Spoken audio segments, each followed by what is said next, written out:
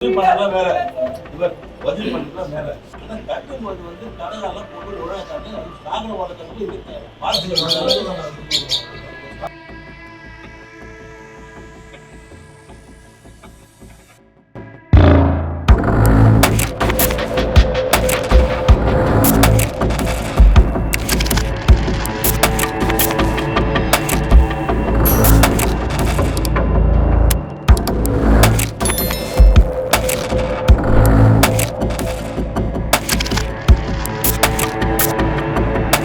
3 அடுக்குமாடி சரிந்து விழுந்தது. கண்ணீரில் கதறிய குடும்பத்தை ஏன் சரியாக பில்லர் போடவில்லை?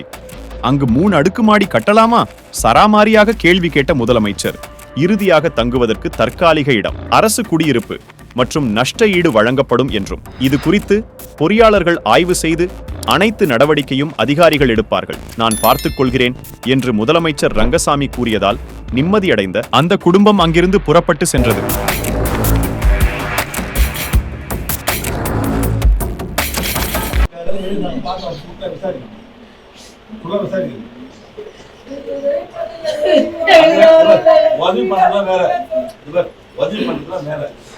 கட்டும்போது கடலெல்லாம் போட்டு உழக்காட்டு சாகர வளர்க்கறது இருக்கு அதாவது இந்த மெடிக்கல் கட்டிட்டேன் மெடிக்கல் பெரிய கட்டு வெளியே வயல் தான் வெளியே நெல் தான் 130 அடி தாங்க 130 அடி கீழே போயிருந்தேன். ஒரு அடி இல்லை 130 அடி போயிருந்தேன். இன்னைக்கு